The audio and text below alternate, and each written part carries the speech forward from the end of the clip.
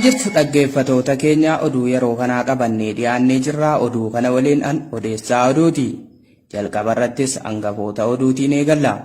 Paartiin afur fuuchuu qabnaa raafamiinsa siyaasaa isa mudate injifannoon keessa darbe jedhame.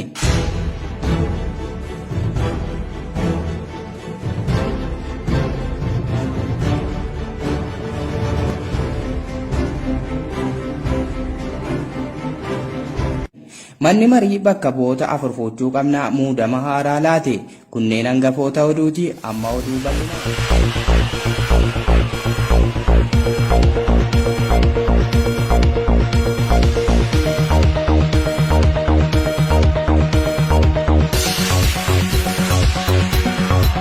Manni marii bakka bu'oota afur fuuchuu qabnaa kaabinoota isaa biiroo feesbuukii fi muudama isaa kaabinee haaraa muummicha ministeeraaf dhiyeesseen bulchiinsi afur fuuchuu qabnaa raggaasiseera. Haaluma kanaan maqaa miseensota haaraa basaasummaa feesbuukii gubbaatti ramadamanii kun akka armaan gadiitti dhiyaataniiru. Dr. Abdeen ministeera raayyaa ittisa janajjanaa feesbuukii, 2 Aadde Qananii Oromoo koree qindeessituu koomentiif laayikii, 3 Injiinar Mujeeloof ministeera balaa Imoo fi naannawaa sanii, 4 Obbo Miftaa Huseen ministeera walitti qabaa lakkoofsa shamarranii, 5 Injiinar Xahaa Asaanee kantiibaa magaalaa Waastaappii, 6 Dr. Ilmaa Huseen ministeera raayyaa ministeera sheerii fi liivii, 7 Dr. Zaakil Kamaal ministeera deetaa walitti qabaa sabquunnamtii hawaasa waliigalaa magaalaa feesbuukii Waastaappii, 8 Obbo Kiyyaa Iluu itti aanaa durataa kantiibaa magaalaa feesbuukii, 9 Fatiyaa Binti Naasir itti gaafatamtuu waajjira koomentii, 10 Obbo Gaalii Jihaad ministeera nageenya miseenjarii, 11 Aadde Oromtittii Oromoo itti gaafatamtuu waajjira muummee janajjanaa, 12 Obbo Aleksi Taayyee itti gaafatamaa waajjira janajjanaa biyya keessaa fi biyya alaa, 13 Aadde Chuuchuu Suyyum kominikeeshinii poolisii janajjanaa, 14 Dr. Abdurroo Harar ministeera deetaa funaanaa miidhamtootaa yeroo sodaa balaa waajjira ministeeraatti itti gaafatamaa godhee muudeera. Haaluma kanaan hundeessaa fi hoogganaan paartichaa istiidiyoo keenyatti affeerree haala qabatamaa paartichaa ammatti jiru nuuf kaasaniiru. Kallattumaan gama gaafiif deebii keenyaatti isin dabarsina.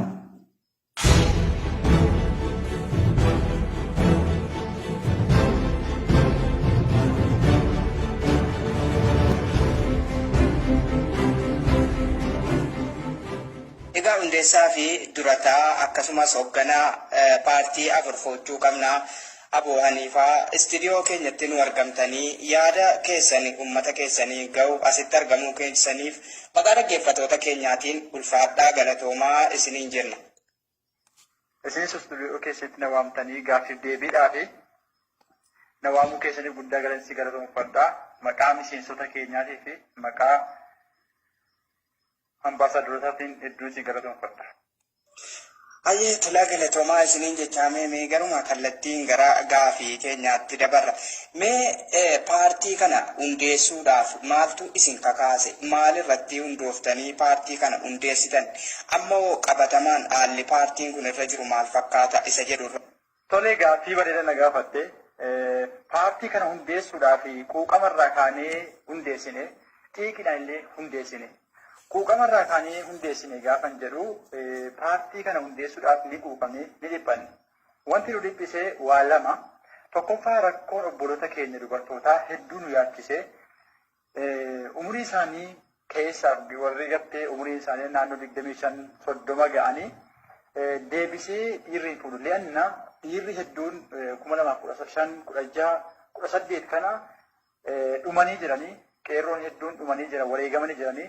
Achirraa ka'ee hanqinni dhiiraa keessaafuu Oromiyaa ni mudate. Biyyoota arabaa kana keessattis hedduun isaanii heeruma malee hafan. Kanaaf jara kanaafi haala salphaadhaan lammaffaa xiiqiidha. Dubartoonni hedduun gaafa gadhiifamanii abbaan mana jalqabaa isaan gadhiisuu carraa isaan qaban mana maatiitti ol deebi'anii taa'uudha. Kanaafuu dhiirri keenyaaf baree dubartii 2-3 fuuchuu mirga qaba. Isa jedhurraa hundeessinee paartiin kun kana lamman irratti hundaa'e jechuudha. Tole akkasin naa kaasaa jirtanutti paartiin kun sababni hundeeffamuusaa shamarran keenya qisaasarraa hambisuudha yookaan akka isaan bakka garaagaraatti rakkoon garaagaraa isaan hin mudanneef isaan qisaasamarraa hambisuu akka ta'etti naa kaaftani. Tole meemee kanarratti gara shamarraniitiin paartiin kun hagam fudhatama qaba laata? Meemee paartiin kun keenya jedhanii shamarran fudhatanii irratti hirmaachaa jiru. Isa kanarratti deebiin keessan maal ta'a? Tole gaaffii bareedaadha gaazexeessaa keenya.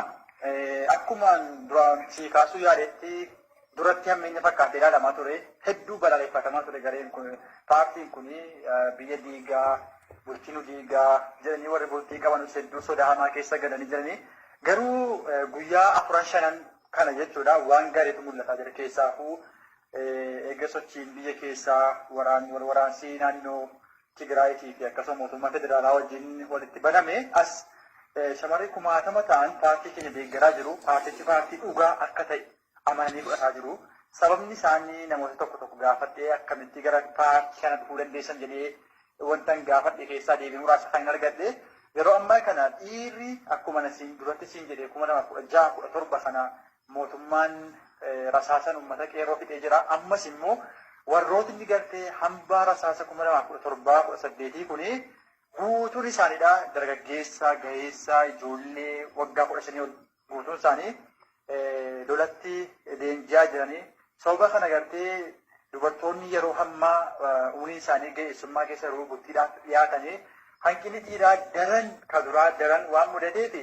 Paartichi kun nu ceesisaa itti amanneerra fudhanneerra nuuf ijaarame hanqina keenya guutuuf ijaarame malee wanti kun dhaadannoo akka hin taane itti hubatanii paarticha deeggaraa jiru jechuudha. Tole kanumarraa ka'uudhaan guyyaa kaleessaa jechuun Agostii 24, 2021 jechuudha. Muudama garaagaraa laattanii akka turtan gama fuula feesbuukii keessaniitiin maxxansitanii turtan. Mee muudama kanarratti namoonni isin muuddan kun hagam hojii kana fuulduratti ni ceesisu jettanii yaaddume? Muudama kanarratti qeeqni jiru maal fakkaata? Deeggarsi jiru maal fakkaata? Kana lameen wal bira qabaatii meemee nu ibsaa. Tole gaaffii bareedaadha. Kaleessa akkuma kaastee walga'ii ariifachiisaa sa'aatii muraasa gidduutti teenyee miseensota 13 gartee hooggantoota dhiibbaa uumuu danda'anii nama amansiisuu danda'an nama birattis dhageettii qabanu haala gaarii qabanu gartee kan dhugaadhaan uummata kana amansiisuu danda'anu faayidaa uummataatiif jecha muunnee jirra.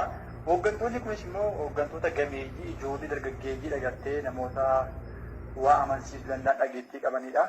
Kanaaf jarri nuti muunni kun jalqaba waan ta'eef xumura miti. Namoonni hedduun immoo filannoon kuni muudamni kuni kan seera isaa eeggate miti, kan haqa isaa eeggate miti, akkasuma filannoo haqa qabeessa miti jedhan uummataaf hin galle. Paartiin kun ammaaf miseensa horataa jira. Nama miseensa kanatti waamicha godhuuf gadhaabbatee hin jiru. Gadhaabuudhaaf jecha miseensota akkasuma labsii ariifachiisaa gidduutti namoota hedduu muuduu dandeenya. Isa kun jalqaba malee kan xumuraa miti. Akkasitti gartee miseensonni kan filannoo kanatti qeeqa qabanusi, komii qabanusi dhiifama nuu godhaa jennaan kun jalqaba malee xumura miti. Gadhaabuudhaaf warrootni ijoolleen nuti amma gartee Ameerikaa kanatti, Dubaayitti, Saawud Arabiyaa, Oromiyaa keessatti muunne namoota gartee dantaadhaaf qabsaan osoo hin taane dhugaadhaaf nama qabsaanidha. Kana uummanni hin beeka. Ayyee gaafii kiyya kadhumaatiin meemee paartii kana namni gara fuulduraatti maaliin bira dhaabachuu qaba jettu meemee haala kamiin deeggaruu qabaa, haala kamiin paartii kana itti fufsiisee biyya kana shamarran keenya ceesisuu qaba jettu meeme. Tole gaaffii bareedina gaafattee dhaamsan qabasii xumura irratti gartee dhaamsas nan qabasoon gara gaaffii kan keessatti hin deebine haala carraa kanatti fayyadamee shamarrootaaf yaamichan godha keessaafuu shamarrootaaf yaamichan qaba. Shamarroonni tokko gartee ergama diinaa fudhatanii shororkeessitoonni gartee goollistoonni tokko paartii keenya gartee diiguu barbaadu akkasuma dhiibbaa tokkoon alarraa argatanii dhiirota miseensota keenya ta'an kaan sikkiinaan kutaa kaan zayitiitti naqaa kaan bishaan danfaatti naqaa hooggantoota miseensota keenya hedduu daraaraa jiranii wanti kun dhaabbatuu qaba. Keenya kana beekumsaan deeggaranii yaadan deeggaranii qabeenyaanis gargaaranii paarticha kana yoo ceesanii paartiin kun isaanuma fayyada, isaanumaaf dhaabbate, isaanumaaf ilmaan isaanii, obboloota isaanii, firoota isaanii, haali isaaniitiif dhaabbate waan ta'eef akkasuma namooti shamarrootni gariin dhaabbatanii ilaaluu qabu. Diinotni keenya lama sadii yaaduu qabu. Hin ci'a paartiin kun immoo hin ceesifna, hin ci'a fuulduratti garuu haala yerootu nu dirqisiisee wantoota tokko irraa duubatti nu hambise malee tarkaanfii akkaataa ni fudhanna jira irratti. Keessaafuu shororkeessitoota gartee miseensota keenya zayitiidhaan affeeran, miseensota keenya gartee gajaraan ciran, kan bishaan danfisee itti naqan tarkaanfii wal fakkaataa itti fudhata miseensi keenya. Loltoonni keenya, folosiin keenya tarkaanfii fakkaataa ni fudhata. Hundeessaa fi hoogganaa paartii afur fuuchuu qabnaa obbo Haniifaa as istiidiyoo keenyatti waamicha keenya kabajanii nu argamtanii yaada keessanii fi haala paartiin keessan irra jiru nu qooduu keessaniif maqaa dhaggeeffatoota keenyaatiin hedduu galatoomaa isiniin jecha dhaamsa xumuraa yoo qabaattan carraa xumuraan isiniif kenna. Tole guddiseensi galatoomfadhaa maqaa paartichaatii fi miseensotaa fi dippiloomaatotaatii fi dhaadhessitoota paartii keenya kanaatiin guddaan si galatoomfadhaa. Dhaamsi an qabuusi tokkummaadha. Miseensonni keenya cimaa hojjedha, jabaadhaa hojjedha, dantaadhaaf osoo hin taane saba keessanii fi paartii kana akkuma hundeessinitti hin ceesifna. Fuulee hin ceesifna, hin jaalatamas, hin moonas, injifannoon kan paartichaati nagaatti. Egaa dhaggeeffatoota keenya oduu yeroo kanaa isinitti himuun kan isin faana ture an odeessaa oduuti. Hanga oduu biraatiin walitti deebinutti fayyaa ta'a.